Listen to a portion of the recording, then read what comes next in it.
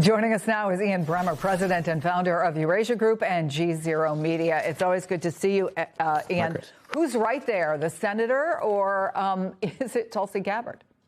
Well, I mean, it's Tulsi insofar as this war is completely on the president. I mean, Tulsi's responses are virtually identical to those of Secretary of Defense Pete Hegseth last week on the stand when he was asked how long this is going to go. When can you determine that the war aims have been concluded? And he said, look, I can tell you what the war aims are, but it's the president who's going to determine when they're concluded. He has his hands on his throttle. He's going to make that determination. This is exactly what you've just heard from Tulsi Gabbard, that he is the one that determines whether or not a threat is imminent. It's exactly what you've heard from J.D. Vance publicly in saying that it's the president that makes the call. So every one of these people they're completely loyal to the president. That's why they're there. But they are not trying to take their own ownership. They're not trying to say, no, I was involved in making this decision. They're saying this is the president's. That's what you're hearing today. And I think that's an important thing for the American people to hear.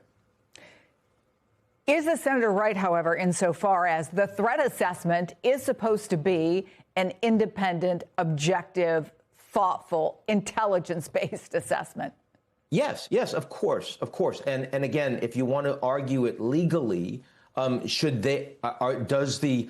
global briefing that comes out from the National Intelligence Council that I always read when it comes out, they make threat assessments and they assess the comparative imminence, the scale and the likelihood of those assessments. Intelligence officers do that all the time.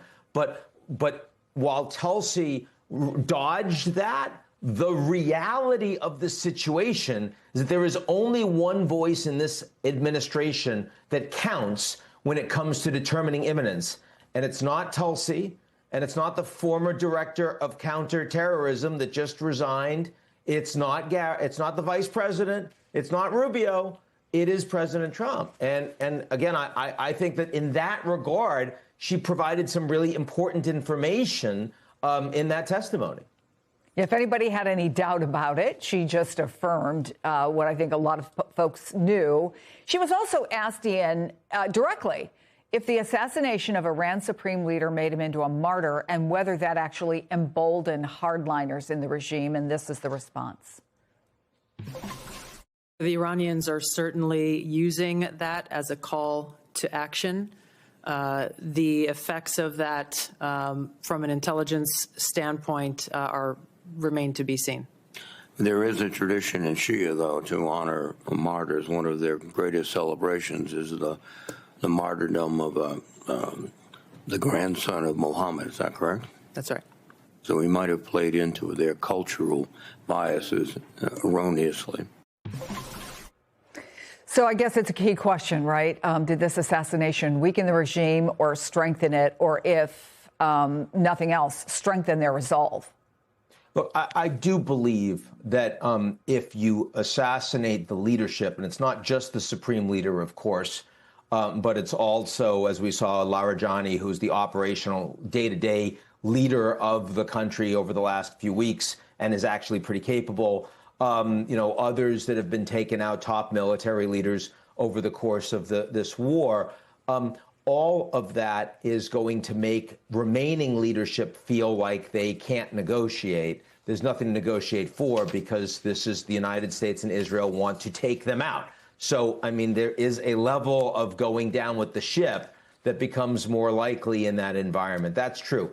On the other hand, there are many people that have been assessing as the negotiations were going on between the Iranian government and Jared Kushner and Steve Witkoff, that the 86-year-old Supreme Leader Khamenei was a key sticking point, that he refused to support any kind of engagement and negotiation with the United States. And that ultimately, on the nuclear side, on the ballistic missile side, on the proxy side, as long as he was Supreme Leader, you were never going to get anything out of those negotiations. Now, the guy was 86. He was in poor health. He probably wasn't going to be with us for all that much longer in any case.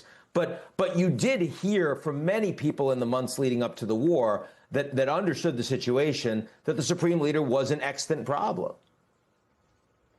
In the meantime, we've heard from Israeli Prime Minister, obviously, Benjamin Netanyahu, who said the U.S. and Israel are delivering, quote, crushing blows to Iran's security apparatus that will create the optimal conditions for Iranians to overthrow the government, which is, of course, what we heard a few weeks ago, from the president, who said ideally they should rise up and take control. But are we seeing any evidence that these attacks are having that effect?